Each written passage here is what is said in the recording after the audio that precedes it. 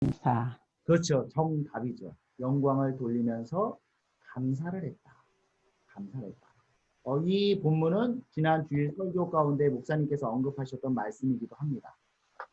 어, 예수님께서 그러면서 감사하지 않은 나머지 9명에 대해서 꾸짖는 듯한 왜 그들은 여기에 없느냐, 왜 감사하지 않느냐 그렇게 말씀하셨죠. 근데 우리가 이제 다음 주에 기도에 대해서 나누면서 다룰 내용이기도 한데 유대인들의 그런 전통 중에 하나가 무엇이냐면 송축 기도라는 것이 있습니다. 바레크하, 바레크하, 송축 기도. 뭐냐면 내 영혼아 여호와를 송축할지어다. 시편에 많이 반복되는 문구죠. 그것처럼 아침에 눈을 뜨면서 새날을 허락해 주신 여호와께 송축할지어다. 식사를 하면서 밥을 먹으면서 아침을 주신 점심을 주신 저녁을 주신 여호와 하나님을 송축할지어다. 이 송축이라는 말에는 찬송과 찬양과 감사의 의미가 담겨 있는 거잖아요. 담겨 있는 거거든요. 수시로 그렇게 하는 겁니다. 친구와의 만남 가운데서 귀한 만남을 주신 여호와 하나님을 송축할지어다. 우리로 하여금 성경 공부를 할 수 있도록 하신 여호와 하나님을 송축할지어다. 수시로 하는 거예요. 수시로. 그런데 고침을 받은 그 10명의 나 환자 중에 한 명은 그렇게 하나님 앞에, 그 예수님 앞에 나와서 감사의 송축을 드렸는데 나머지 9명은 그러니까 자신에 대해서 감사하지 않은 것에 대해서 꾸짖는 것이 아니라 왜 하나님께 대하여 감사하지 않느냐. 그거를 지적하는 거예요. 송축기도. 하나님께 찬양을 돌리고 하나님께 감사해야 되는 그런 유대의 모습이 있었는데 신앙의 전통이 있는데 왜 그것을 지키지 않느냐. 이것을 지켰습니다. 감사. 한번 어떤 관리가 예수님을 찾아와 선한 선생님이여 라고 물었던 질문. 그러면서 질문을 던지는데 그 질문의 주제가 무엇이었는가 라는 질문인데 정답은 영생의 문제. 영생. 영생. 그리고 영생이란 단어가 나와서 같이 나누는 건데 누가복음에 나와 있는 중요한 세 개념이 뭐라고 그랬었죠? 누가복음. 뭐 사실은 누가복음뿐만 아니라 사복음서 전체에 흐르는 중요한 개념인데 하나님 나라, 제자도, 기도 이 세 가지 주요 개념이라고 했죠. 그 중에서도 하나님 나라라고 하는 개념은 사복음서 전체에 나와 있는 중요한 개념입니다. 근데 표현이 달라요. 누가복음에서는 하나님 나라라고 기록하고 있지만 마태복음에서는 이것을 천국이라고 표현합니다. 하나님이라는 단어를 감히 쓰지 못하는 거예요. 유대인들은. 유대인들 중세에 맞게 천국이라고 하는 그런 표현을 사용하는 거죠. 그렇다면 요한복음에서는 하나님 나라를 무슨 단어로 표현할까요? 야, 이거 맞히면 진짜 대단하신 분입니다. 요한복음에서 뭐라고 똑같은 의미의 단어를 다르게 표현하냐면 영생이라는 단어입니다. 하나님이 세상을 이처럼 사랑하사 독생자를 주셨으니 이는 저를 믿는 자마다 멸망치 않고 영생을 얻게 하려 하심이라. 여기에 하나님 나라를 넣으면 그 의미가 통합니다. 예수님을 믿을 때 우리가 하나님 나라를 얻게 된다. 라는 의미인 거죠. 재밌죠? 각 저자마다 천국이라고도 표현하고 하나님 나라라고도 표현하고 영생이라고 표현합니다. 4번입니다. 긴 옷을 입고 다니는 것을 원하며 시장에서 문안받는 것과 회당의 높은 자리와 잔치의 윗자리를 좋아하는 자들, 예수님께서 특정한 사람들을 지칭하면서 그렇게 꾸짖으셨는데, 지적하셨는데 누구에 대한 예수님의 언급이죠? 서기관, 서기관. 그러한 교만한 모습인 거죠. 그런 것에 대해서 예수님은 꾸짖으셨다. 자, 보너스 문제. 부활이 없다고 믿는 사두개인들은 일곱 형제와 결혼한 한 여인에 관한 얘기를 하면서 부활 때에는 그 누구의 아내가 되겠습니까? 그렇게 얘기를 하죠. 그때 예수님은 죽음 이후에는 장가도 가고 장가를 가거나 시집 가는 일이 없다라고 하면서 하나님은 어떤 하나님이 아니라 어떤 하나님이다라고 말씀하시죠. 죽은 죽은 자의 자의 하나님이 아니라 살아계신 자의, 살아있는 자의 하나님이다. 라고 말씀하시죠. 이게 뭐냐면 아브라함의 하나님, 이삭의 하나님, 야곱의 하나님 이렇게 표현하는데 하나님 이거 표현을 보면 그 문법적으로 보면 현재형으로 쓰고 있습니다. 그러니까 하나님은 과거의 하나님이 아니에요. 언제나 하나님은 현재를 사시는 거예요. 지금도 현재 우리 문법적으로 아브라함의 하나님이면 아브라함의 하나님이 없고 이삭의 야곱 하나님이 없고 이렇게 과거형으로 표현해야 되는데 하나님에 대해서는 현재형으로 표현한다는 것입니다.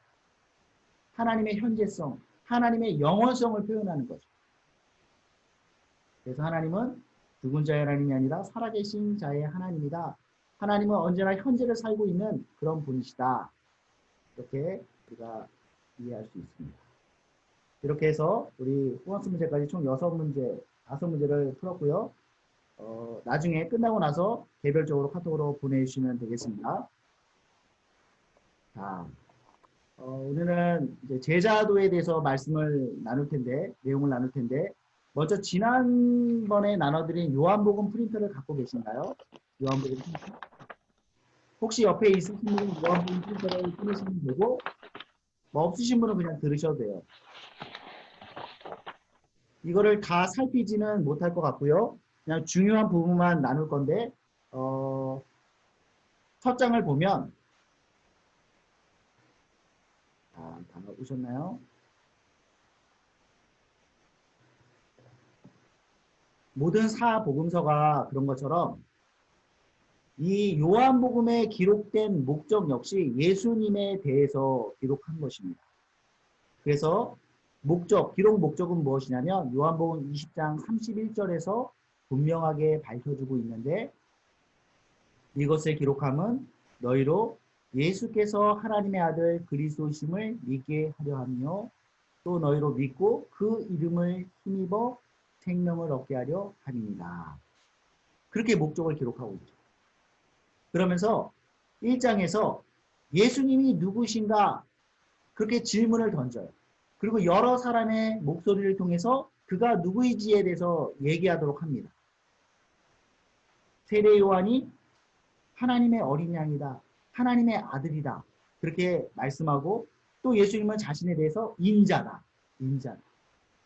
그리고 사람들의 목소리를 통해서 랍비라고도 하고 메시아라고도 하고 이스라엘의 왕이라고도 하고 나사렛 예수다라는 그러한 답들을 주죠. 뭐냐면 요한복음을 시작하면서 이러이러한 예수님에 대한 말들인데 과연 예수님이 어떤 분이신지를 요한이 계속해서 설명하면서 드러내는 거죠. 과연 예수님은 그런 분이시다. 근데 재밌는 건 뭐냐면 요한은 이 7이라는 숫자에 굉장히 집착을 합니다. 아까도 말했지만 성경에서의 7은 완전한 숫자인데 그 7이라는 숫자를 통해서 예수님이 어떤 분이신지 그리고 맨 뒤에 넘기시면 맨 마지막 장을 펴주시면 여기 보면 요한의 7에 대한 강조 이렇게 된 내용이 있죠. 7가지 예수님께서 많은 이적들을 행하셨는데 그 중에서 굳이 7가지 표적만 기록하고 있어요.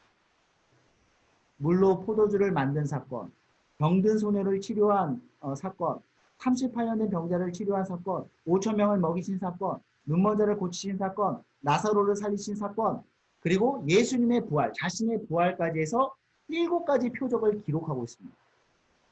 다른 표적에 대해서 언급하지 않아요. 그거는 예수님은 7가지만 기적을 행하셨다. 그게 아니라 그 7이라는 숫자를 강조하기 위해서 그렇게 편집한 거죠. 그리고 예수님이 당신이 누구신지에 대해서 에고 에임이라는 나는 무엇이다. 지난번에도 한번 설명한 적 있죠. 예수님이 그러한 형태로 자신에 대해서 7번 말씀을 하셨어요. 나는 생명의 떡이다. 나는 생명의 빛이다. 나는 양의 문이다. 선한 목자다. 부활이다. 길이요 진리요 생명이다. 산포도다. 이 표현이 왜 중요하냐면 지난번에도 얘기했었는데 출애굽기 3장 14절에 보면 하나님께서 모세를 부르시고 바로에게 보내시는데 모세가 질문하죠.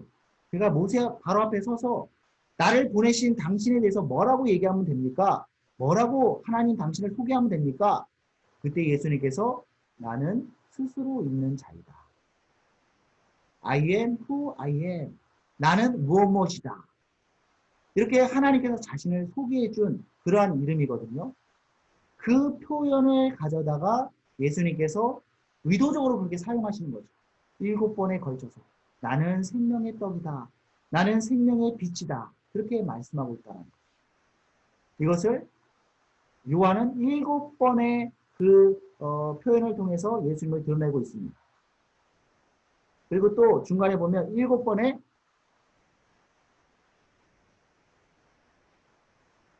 그리고 7번에 나다라는 표현을 사용하십니다. 다 찾아보진 않겠지만 어떤 내용들이냐면 예수님께서 빌라도의 법정에 섰을 때 빌라도가 예수님을 문책하죠. 너가 유대인의 왕이라고 하는 자냐? 그럴 때 예수님께서 나다 라는 표현을 쓰세요. 내가 바로 그이다. 또 겟세마네 동산에서 예수님께서 기도하고 있을 때 대제사장과 그의 하수인들이 예수님을 체포하기 위해서 그 기도하는 곳에 다른 유다와 함께 옵니다. 어두워서 그랬는지 뭐 얼굴을 몰라서 그랬는지 누가 나사렛 예수냐 그렇게 질문을 던지죠. 그때 예수님께서 내가 바로 나사렛 예수다. 나다 라는 표현을 사용합니다. 근데 요한복음 전체에 보면 그 나다라는 표현이 7번 사용되어집니다. 그러니까 이 요한이라고 하는 사람은 참 집요하게 7이라는 숫자 예수님이 어떤 분이신지를 말할 뿐만 아니라 하나님께서 출애굽에서 당신을 드러냈던 그 표현의 그 이미지를 가지고 표현할 뿐만 아니라 7번의 기적을 의도적으로 7번의 나다라는 표현을 집중해서 기록함을 통하여서 예수님이 하나님이시고 메시아이심을 나타내고 있는 거죠. 자, 그렇다라는 것을 우리 예수님이 어떤 분이다라는 것을 그렇게 요한복음을 통해서 짚고 다시 우리 오늘 나눌 교재로 들어오도록 하겠습니다. 누가복음 제자도 두 번째 제자도죠. 예수님께서 등장하시고 사역하셨던 그 시대에 대해서는 뭐 여러 차례 얘기를 나눴었죠. 한마디로 말한다면 그 시대는 암울한 사회적 분위기, 그래서 하나님에 대한 그런 종교적 열망이 구원에 대한 열망이 가득했던 시기이다. 그래서 학자들이 어떤 의미에서는 예수님이 오시기에 가장 최상의 시기이기도 했고 또 최악의 시기이기도 했다. 이렇게 표현해요. 최상의 시기이면서 최악의 시기였다. 최악의 시기라고 하는 것은 로마의 지배하에 있었다라는 거죠.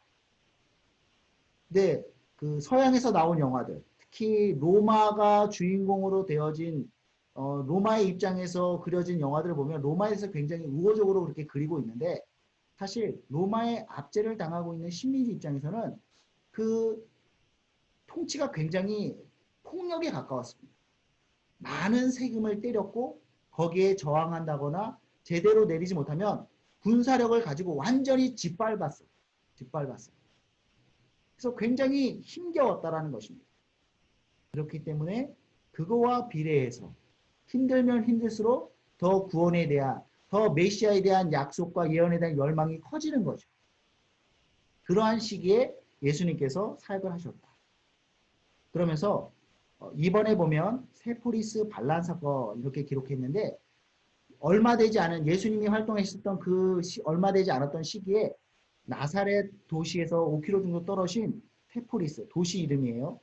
거기서 반란이 일어났었는데 그때 로마가 도시 전체를 완전히 짓밟아 버립니다.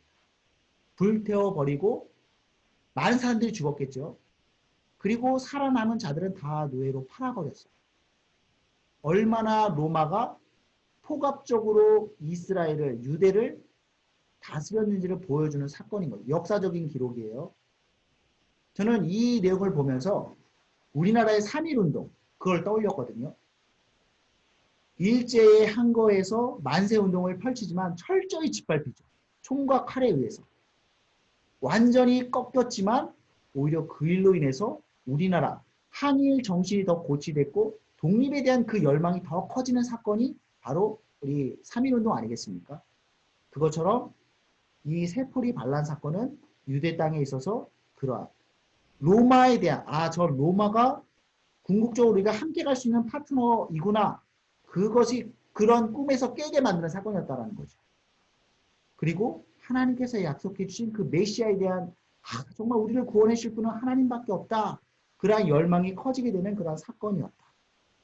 가장 대표적인 사건을 이렇게 기록하고 있는 겁니다. 그런 상황이었다. 3번 토라와 랍비. 우리 구약 성경에 보면 하나님께서 모세에게 율법을 주셨다 이렇게 표현하죠. 율법. 전에도 한번 얘기했었는데 율법이라고 하는 이 어감 자체가 사실은 굉장히 무겁게 우리에게 다가오는데 원어적으로는 이 율법이라는 단어가 토라라는 거라고 그랬죠. 토라. 토라의 의미는 뭐냐면 가르침이란 뜻이에요. 하나님의 율법, 이거 굉장히 딱딱하게 느껴지는데 누르는 것처럼 느껴지는데 사실은 하나님의 가르침이란 뜻이 다르죠. 주의 율법을 사모하여 주야로 묵상하는 자로다. 주의 가르침을 사모하여 주야로 묵상하는 자로다. 이게 어감이 많이 틀리다라는 거죠. 토라. 그래서 토라와 랍비에 대해서 살펴보면 랍비라고 하는 뜻이 토라를 공부하고 가르치는 사람들이 유대 가운데 있었습니다. 유대인들은 굉장히 구약 성경에 대해서 특히 모세 오경에 대해서 경외심을 갖고 읽고 배우고 암송하고 가르치는 데 굉장한 열망, 열의들이 있었거든요.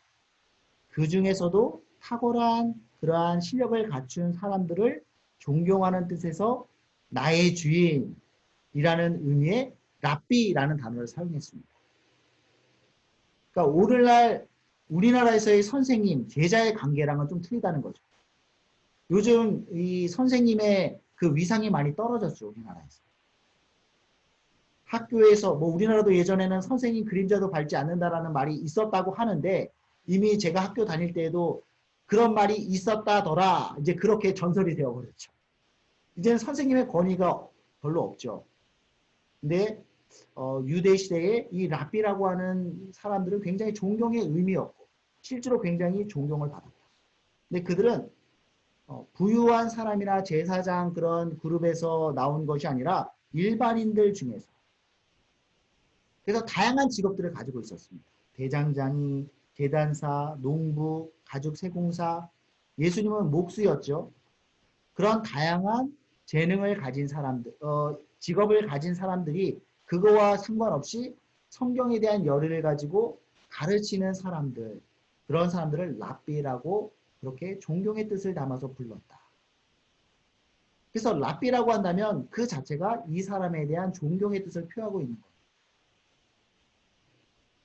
그래서 유대적 그런 유대교의 양육을 보면 5살, 6살 때부터 토라와 히브리 성경에 상당히 읽고 특별히 암송하는 것으로 그들은 가르치고 교육을 합니다. 신앙 교육이 아니라 그냥 그게 양육의 한 부분이었어요. 하나님의 말씀, 토라를 가르치는 것, 암송케 하는 것이 한 부분이었다. 그래서 정규 교육 과정은 아니었지만 오히려 더 일상적인 가정에서 특별히 아버지를 통해서 그러한 가르침이 그들 가운데 자연스럽게 배어들었다. 그래서 온 유대인들이 말씀에 대한 열망과 열심들이 대단하다 보니 말씀을 가르치는 랍비에 대한 존경심과 관심이 더 커지는 거예요. 오늘날에는 스포츠 스타라든지 TV 그런 아이돌 스타 이런 사람들이 굉장히 스포트라이트를 받지만 이 예수님 시대에는 랍비들이 그 스포트라이트를 받았다라는 것입니다. 참 이해가 되지 않지만 유대 사회는 예수님이 사역했던 그 당시에는 그랬다라는 거예요. 그리고 그 랍비들은 이 성경에 대한 공부가 예배의 가장 높은 형태라고 생각을 했습니다. 물론 그렇진 않아요. 예배 가장 높은 형태다 그렇게 말할 수는 없지만 이 랍비들은 그렇게 생각했고 성경 공부하는 것과 예배를 거의 동일시했습니다.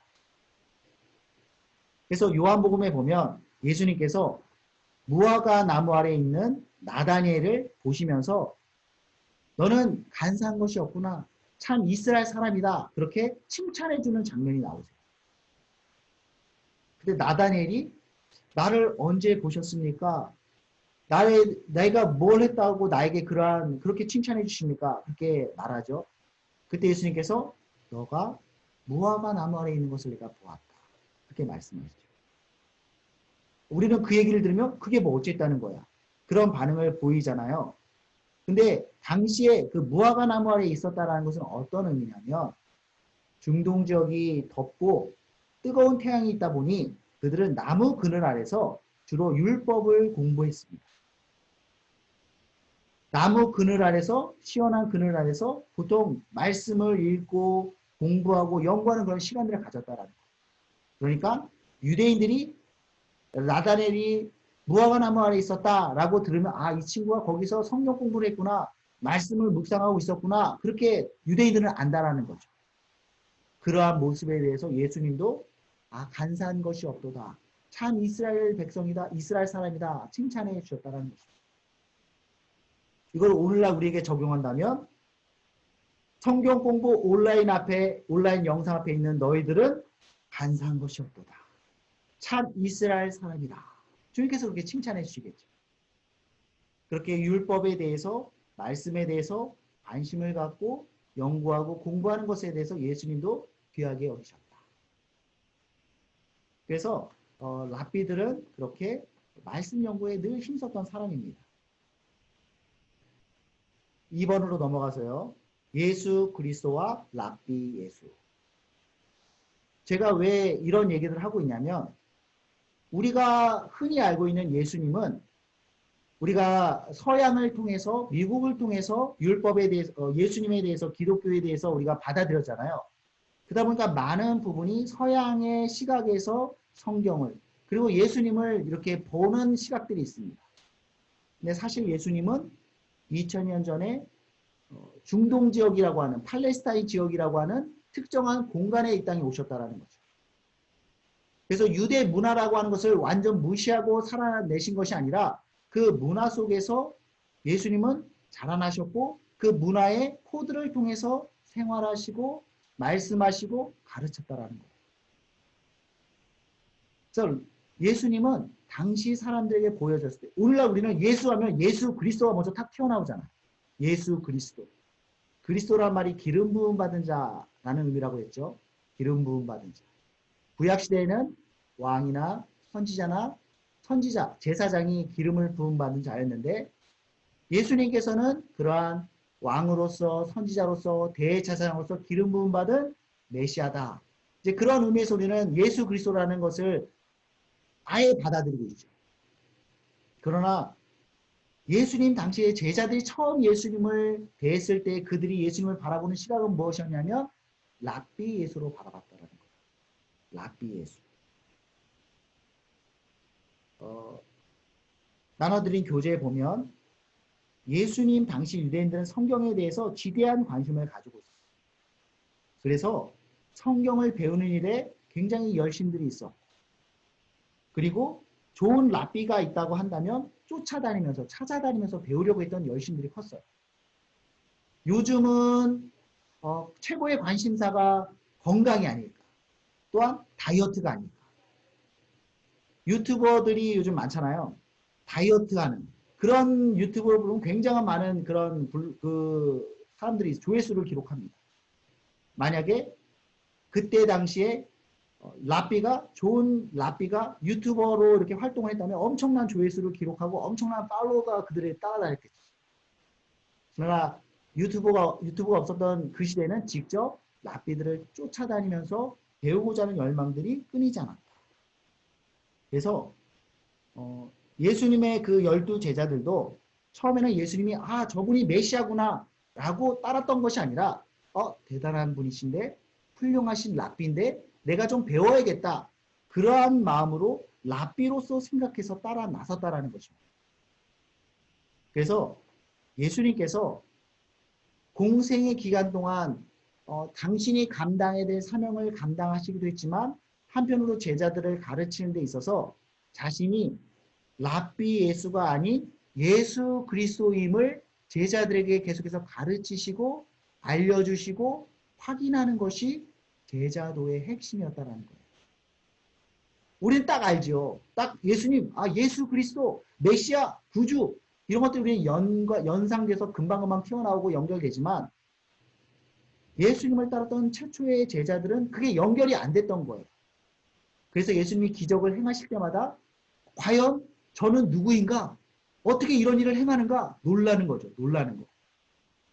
처음부터 메시아라고 생각했다라고 한다면 하나님의 아들이라고 생각했다면 그런 기적을 행해도 놀랄 리가 없을 텐데 그들이 생각할 때 예수는 탁월한 랍비였던 거예요. 랍비. 근데 그런 랍비가 이런 기적들을 행하니 거기에 계속해서 놀라는 것입니다.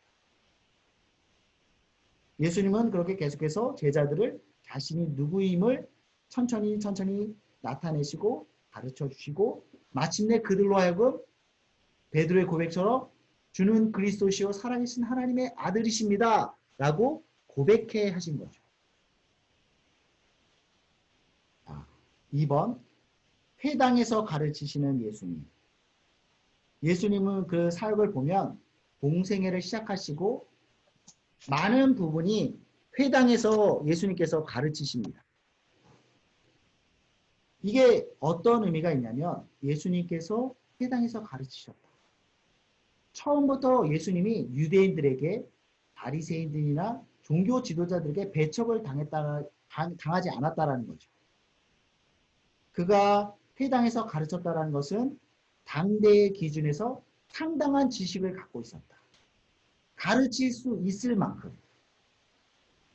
아무나 가르칠 수 있었지만 누구나 가르칠 수 있었지만 아무나 회당에서 가르칠 수 있었던 게 아니거든요. 실력이 인정되는 사람이 가르칠 수 있는 것인데 예수님께서 회당에서 가르쳤다는 것은 그런 성경에 대한 구약에 대한 그런 실력이 지식이 충만했다는 것을 보여주는 내용이고요. 동시에 입으로만 가르쳤다는 거 아닌 거죠. 예수님 자신도 토라에 대해서 모세의 율법에 대해서 충실히 지키는 자였다. 준행하는 자였다.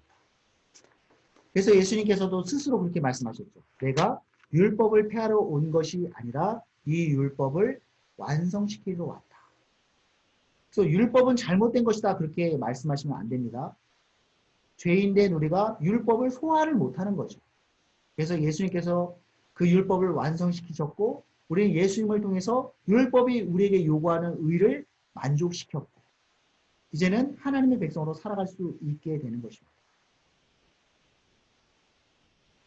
다음 장을 넘기면 당시에 예수님께서 지난번에 그 누가복음의 전체 개관을 하면서 예수님께서 예루살렘에서 갈릴리에서 예루살렘까지 가는 그 길 도상에서 제자들을 가르치셨다. 이제 그런 내용을 나눴었는데 그것은 당시 랍비들의 일반적인 교수법이었습니다.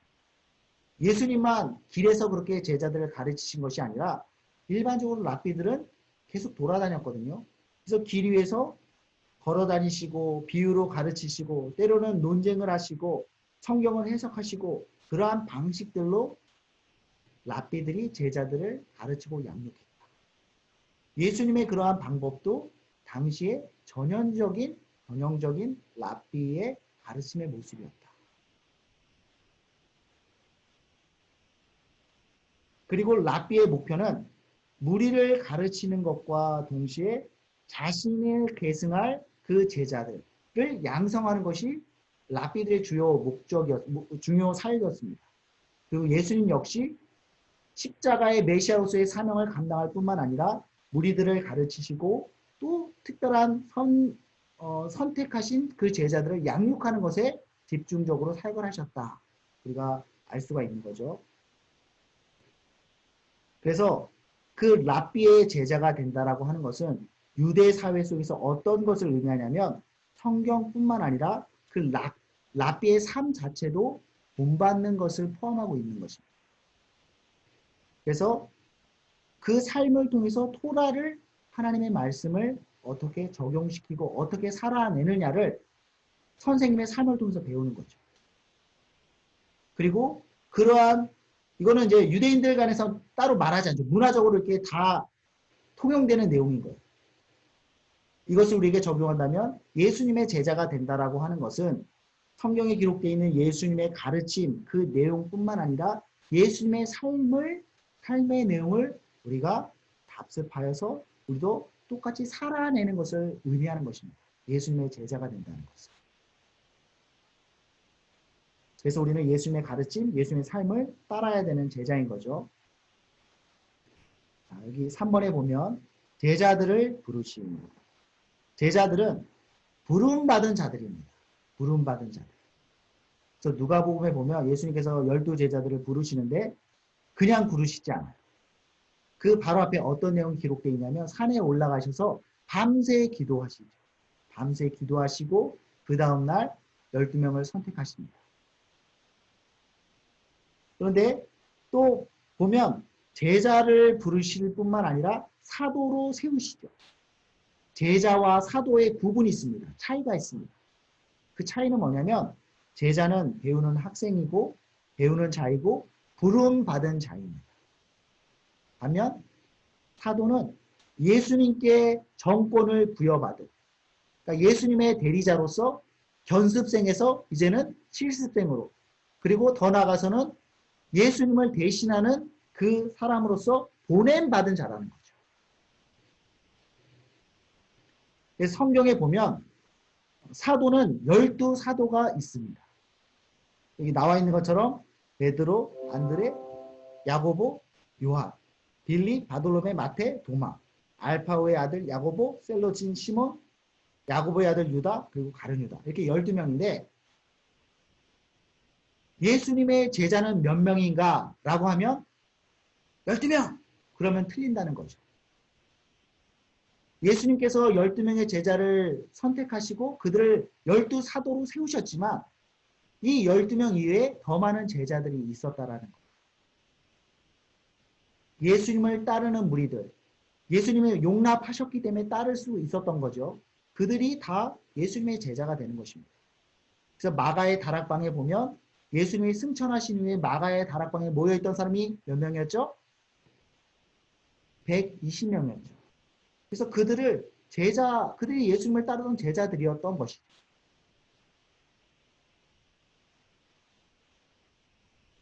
그래서 4번에 보면 마르다와 마리아의 집에 유숙하시는 예수님. 요즘 지나가다가 모르는 사람이 우리 집에 와서 저 실례한데 하루만 먹어도 될까요? 라고 한다면 재워주실까요? 또 우리 권사님 집사님들은 또 재워주실래나? 낯선 사람들, 낯선 무리들. 어우, 택도 없죠. 근데 당시에는 이 유대라고 하는 지방에는 환대 문화라는 게 있었습니다. 낯선 나그네들에 대해서 재워주고 돌봐주고 챙겨줘야 되는 것이 문화였어요. 그러지 않으면 그 사람이 욕먹는 거예요. 그래서 누가복음에 보면 밤중에 친구가 먼 곳에서 여행을 왔는데 먹을 대접할 것이 없어서 친구를 깨우죠. 자고 있는 친구를 깨우죠. 우리가 그 얘기를 들으면 야, 이 사람 너무 무례한 거 아니야? 왜 자고 있는 사람을 깨워? 자기 손님은 자기가 뭐 상점을 가든 어떻게든 자기가 책임져야지 왜 자던 멀쩡한 사람들을 깨우는 거야?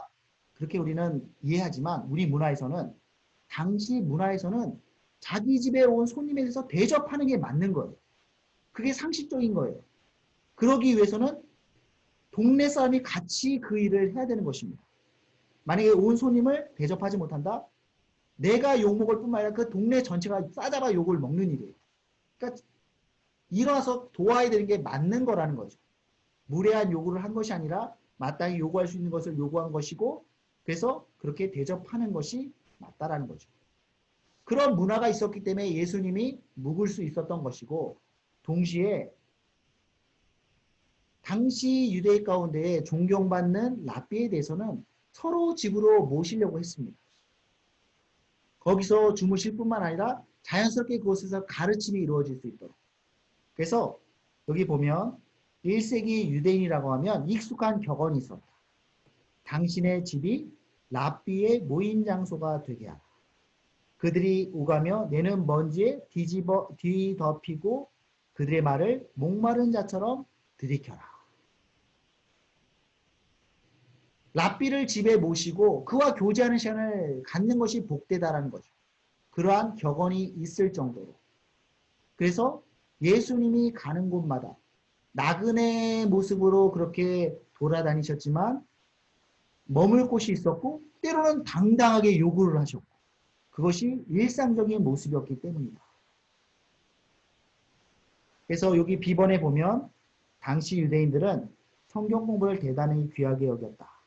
여러 뛰어난 랍비들을 무보수로 방방곡곡을 다니면서 성경을 가르쳤고 사람들은 집을 개방해서 유랑하는 랍비들과 그 제자들에게 숙식 제공하는 것을 당연하게 생각했다. 그 당시 문화였다라는 것입니다. 그리고 마리아와 마르다가 예수님을 사랑했고 그 예수님을 집안에 모셨다는 것은 무엇이냐면 두 여인이었지만 예수님에 대해서 랍비 예수님에 대해서 그 가르침에 대한 그 열심이 있었던 사람이었던 거죠. 말씀에 대한 열심이 있었음을 의미하는 것이다. 그러니까 남자들만 그렇게 예수님에 대해서 제자가 되고 배움에 대해서 그런 것이 할 수 있었던 것이 아니라 여자들도 예수님에 대해서 말씀에 대해서 열심히 있었고 예수님의 제자가 될 수 있었다. 성경에서 마리아와 마르다가 예수님의 제자였다 그렇게 기록하고 있지는 않습니다. 그러나 성경에 기록된 내용을 놓고 보면 마리아와 마르다도 예수님의 제자였다라는 것을 알 수가 있다는 거죠. 바로 이번에 보면 마리아가 주의 발치에 앉아 주의 말씀을 들었다 이렇게 기록하고 있는데 당시 랍비들이 가르칠 때 요즘처럼 뭐 교탁이나 책상에 앉아서 이렇게 하는 것이 아니라 예전에는 그 유대의 문화는 이렇게 우리식으로 말하면 쿠션 같은 거죠. 거기에 기대서 바지를 늘어지게 앉아가지고 또 제자들도 그 발치에 앉아서 가르치시고 듣고 가르침의 그 모습이 그랬다라는 거죠. 그래서 주의 발치에 앉아서 말씀을 들었다는 것은 전형적인 랍비가 가르치고 그 제자들이 배우는 모습을 묘사하고 있는 내용이라는 것입니다. 마리아가 랍비 예수님의 그 가르침을 듣는 제자의 모습으로 공부하고 있는 것이죠. 발치에 앉는다. 그래서 그러한 모습을 통해서 마리아도 예수님의 제자였구나. 예수님이 마리아를 제자로 생각했구나. 우리가 생각할 수 있다는 것입니다. 그래서 C를 보면 제자들 중에 예수님께서 12를 택하셔서 사도라 칭하셨다. 12 이외에도 다른 제자들이 있다라는 거죠. 그러나 사도는 이 12명이었다. 넘기셔서 5번 니고데모와 예수. 니고데모가 예수님을 밤에 찾아왔죠. 그래서 당신은 하나님께로 오신 선생님입니다. 선한 좋은 선생님입니다. 그렇게 얘기를 하죠. 근데 그것에 대해서 예수님은 사실은 그게 존경의 표현이라고 그랬죠. 랍비라고 하는 그 말 자체가 상대를 높여주는, 인정해주는 그러한 표현일 수가 있는데 예수님은 그거에 대해서 별로 달가워하지 않습니다. 그리고 엉뚱하게 대답을 하세요. 뭐라고 대답하냐면 물과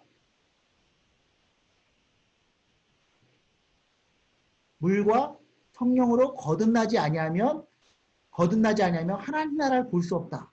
뜬금포 전혀 문맥이 맞지 않는 그 답을 말씀하시죠. 그 말은 무엇이냐면 그 맥락이 유대 가운데서 센세이션을 일으키고 있는 예수님에 대하여서 이 니고데모가 찾아서 당신은 좋은 선생님이군요. 새로운 가르침을 새로운 지식으로 가르치는 그러한 훌륭한 선생님이군요. 그렇게 말하고 있는 것입니다. 그러나 예수님은 스스로에 대해서 나는 새로운 지식, 더 좋은 선생님 그 이상이다. 나는 메시아이고 새로운 생명으로 새로운 마음으로 거듭나게 하는 그러한 생명수이다. 나를 통해서 기존의 율법, 기존의 가르침, 기존의 그러한 랍비를 통해서는 하나님 나라를 누릴 수 없지만 이제는 나를 통해서 그 하나님 나라를 새로운 삶을 누릴 수 있다. 그것을 강조한다는 것입니다. 당신은 랍비군요. 좋은 것을 주시는 분이군요. 그러나 예수님의 대답은 그 이상으로 자신이 메시아이고 생명수이고 나를 통해서 하나님 나라를 거듭남으로 하나님 나라를 누리게 되는 그러한 메시아임을 드러내고 있다는 것이죠. 니고데모에게 뿐만 아니라 예수님을 랍비로만 생각하고 있는 자들에게 그렇게 선언하는 내용인 것입니다. 스스로 랍비라는 것에 대해서 부정하는 것이 아닙니다. 랍비들이 가르치는 방식으로 그들의 문화를 통해서 예수님도 가르치셨고 제자들에게 양육하셨지만 예수님은 그 이상이라는 거죠. 6번에 보면 누가복음과 요한복음에 나타난 예수. 누가복음에서 예수님께서 사명선언, 굉장히 계속해서 언급하죠. 왜냐하면 너무나 중요한 내용이기 때문에. 이사야 43장에 나와 있는 종의 모습으로, 고난받는 종의 모습으로 하나님께서 한 사람에게 기름을 부을 것이다. 그를 통해서 포로된 자가 자유케 되고 눈먼 자가 눈을 뜨게 되고 온갖 얽힌 자들이 그 매인 것으로부터 해방케 되어질 것이다. 이사야를 통해서 하나님께서 예언하셨는데 예수님께서 그 구절을 읽으면서 내가 바로 그 사람이다 라고 빵 선언을 하는 거죠. 엄청난 선언을 한 것입니다.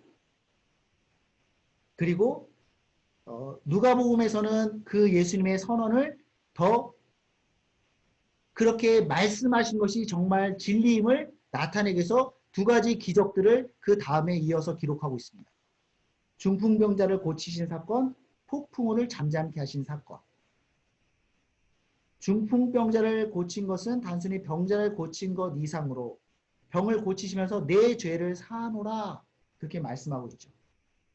죄를 사할 수 있는 권세는 하나님께만 있는 것인데 예수님께서 그 권세를 사용하는 거죠. 근데 정말로 그가 고침을 받습니다. 죄사함의 역사가 나타납니다. 이것을 통해서 예수 그리스도가 하나님이심을 나타내 보이는 거죠. 또한 폭풍우를 잠잠케 하는 그 기적을 행함으로써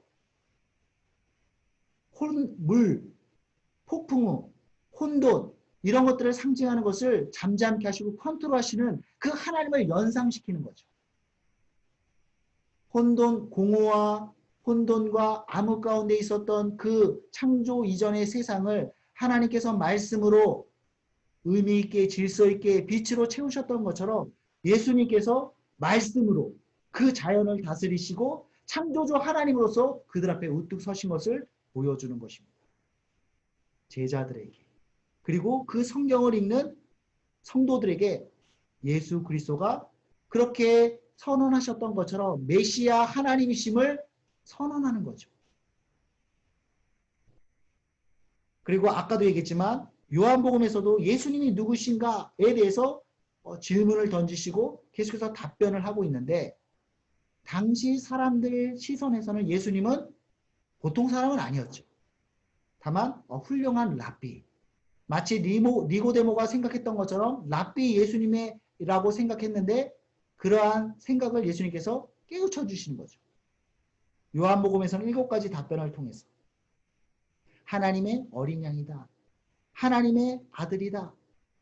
그리고 예수님이 인자다. 지난번에 얘기했죠. 인자라고 하는 말 자체는 사람의 아들. The Son of God. 사람의 아들이라는 의미인데 이것이 다니엘서에 기록되어진 예언되어진 말세에 하나님의 아들이 메시아가 구름 타고 인자가 구름 타고 이 가운데 임하실 것이다. 예언하고 있는데 그 단어를 그 표현을 가져다가 자신을 표현하는 거예요. 내가 인자다. 다니엘서에서 예언되어졌던 그 메시아가 나 인자 바로 나다. 이렇게 얘기하고 있는 겁니다. 모르는 사람들이 보면 정말 이거는 어이가 없는 말을 하고 있는 거죠. 예수님이. 그러나 예수님은 그리고 요한은 그렇게 예수님의 표현을 인용하면서 그리고 계속되는 기록들을 통해서 예수님이 과연 예언되어진 메시아임을 우리에게 알려주고 있는 것이죠. 그리고 에고에이미 나는 누구누구이다. 하나님께서 언약적 이름으로 스스로 있는 자이다 라고 표현했던 그 표현을 통해서 예수님께서 자신이 하나님이심을 거듭거듭 나타내고 있다. 우리가 제자도를 배움에 있어서 예수님이 누구신가에 대해서 계속해서 나누는 이유는 무엇이냐면 우리가 선생님으로 따르는 그 예수님이 누구인지를 정확히 아는 게 첫 번째가 돼야 된다는 것이죠. 우리의 선생님 되신 예수님은 메시아이신 기름 부음 받은 자, 그래서 우리를 포로로부터 우리의 눈을 가리고 있는 것으로부터 우리를 억압하고 있는 온갖 모든 것으로부터 우리를 해방케 하실, 자유케 하실 그 하나님의 아들이시다. 그러니까 우리가 예수님의 제자가 된다는 것은 단순히 선생님을 모시는 것이 아닙니다. 티처를 모시는 게 아니에요. 하나님을 모시는 겁니다. 그러니까 그 메시아이신 예수님을 최초로 깨달았던 베드로의 반응, 그물을 오른쪽에 던져라, 그것에 순종하여 그물을 던졌을 때 가득 잡히는 것을 보면서 이 예수님이 단순히 랍비가 아니구나, 보통뿐이 아니구나 라는 것을 깨달은 그 베드로의 반응, 나는 죄인입니다, 나를 떠나소서. 그 반응은 예수님을 하나님으로서 대하고 있다는 거죠. 우리 역시도 예수님에 대해서 하나님으로 대할 뿐만 아니라 그분의 가르치심과 그분의 삶을 우리는 따라야 되는 것입니다. 마지막 7번입니다. 부르심. 예수님께서는 그 제자들을 나를 따라오너라, 내가 너희를 사람 낚는 어부가 되게 하리라 말씀하시죠. 오늘날 우리에게도 동일한 부르심을 우리에게 던지고 있습니다. 부르심. 나를 따르라. 내가 너를 사람 낚는 어부가 되게 하리라. 그 전에 우리 인창서울 우리 인도자 모임을 하면서 김춘수 씨의 꽃 그 시를 인용했었죠. 그가 나의 이름을 불러주기 전에는 나는 다만 몸짓에 지나지 않았다. 그가 내 이름을 불러주었을 때 나는 그에게 의미 있는 꽃이 되었다. 부르심이 왜 중요하냐면, 왜 우리가 그 부르심을 받아야 되냐면, 예수님께서 우리를 불러주실 때 베드로야, 안드레야, 요하나 불러주실 때 우리 삶에 의미가 생기는 거예요. 나름대로 열심히 살죠. 얼마나 열심히 수고하며 살아갑니까? 그러나 부르심이 없으면 우리는 그냥 의미 없는 몸짓에 지나지 않아요. 예수님께서 우리를 불러주시고 그 부르심에 반응할 때 우리의 삶은 의미 있는 꽃이 되는 거죠. 마침내 꽃을 피울 수가 있는 거죠. 부르심. 그리고 그 부르심에 우리가 보여야 될 태도는 영접하는 거죠. 믿는 자마다 영생을 얻게 하려 하십니다. 예수님의 제자가 되어서 그 예수님의 그 걸음에 동행하게 되는 것입니다. 계속해서 유대라고 하는 1세기 중동이라고 하는 그 문화의 시각에서 바라보고 있는데, 그 시대에 선생과 제자 된다라고 하는 것은 돌아다니면서 가르치시고 배우고 그 가르친 대로 삶에 적용하는 그 그림을 갖는 것인데, 우리도 마찬가지라는 거죠. 우리가 살고 있는 장소는 구리, 그리고 각자의 집이 정해진 장소에 우리는 정적으로 살아가지만 마치 그 여정을 랍비 되신 예수님이 걸어가시면서 가르치시고 그 가르침에 배우는 제자들의 모습처럼 우리는 주와 동행하면서 그 가르침을 우리 삶 가운데 적용해가며 살아가는 것입니다. 그리고 그 삶, 예수님의 가르침과 그 삶의 내용은 무엇이냐? 그것을 한마디로 표현한다면 자기를 부인하고 십자가를 짊어지는 삶이다. 아까 오늘 퀴즈 가운데에서 서기관에 대해서 예수님께서 지적하시고 꾸짖는 것에 대해서 언급했죠. 자기를 드러내고 인정받고 자기 이름을 내려고 하는 것. 그 뿌리는 바벨탑을 쌓는 거죠. 바벨탑을 쌓는 자들의 모습, 자기 이름을 드러내기 위해서 바벨탑을 쌓는 거죠. 자기 이름을 드러내고 높아지고자 하는 것은 서기관의 모습이고 예수님께서 지적하는 모습이고, 그러나 제자된 우리는 자기를 부인해야 됩니다. 그리고 십자가를 짊어져야 됩니다. 그럴 때 우리는 주님 보시기에 그래 네가 참 내 제자구나 인정받을 수 있겠죠. 이것을 사도 바울은 에베소서 4장 13절에서 우리가 다 하나님의 아들을 믿는 것과 아는 일에 하나가 되어 온전한 사람을 이루어 그리스도의 장성한 분량이 충만한 데까지 이르리니, 그리스도의 장성한 분량에 이르도록 충만해져야 된다. 우리에게 권면하고 도전하는 것이죠. 다른 돛 닦는 게 아닙니다, 여러분. 산속으로 들어서 돛 닦는 것이 아닙니다. 하나님께서 우리에게 주신 가정이라고 하는, 그리고 교회 공동체라고 하는, 또는 다른 그렇게 우리가 생활하는 그 생활권 가운데서 부대끼면서 그 가운데서 자기를 부인하고 나에게 주신 십자가, 부담감을, 사명감을 감당함으로써 제자의 삶을 살아내는 것이다. 그럴 때 그 가운데서 우리가 서 있는 그곳에서 하나님 나라가 완성되어지는 것이다. 그러한 제자로서 부름받은 우리가 제자로서의 삶으로 주님 마음을 흡족하게 해드릴 수 있는 우리 모두가 될 수 있기를 바랍니다. 네, 감사합니다. 그래서 오늘까지 해서 6주차 제자도에 대해서 마치겠고요. 다음 주는 기도에 대해서 나누는데 특별히 중동이라고 하는 그 유대 지역이라고 하는 그 또 전통이라고 하는 그 문화 속에서 기도에 대해서 살펴보도록 하겠습니다. 네, 감사합니다. 수고하셨습니다.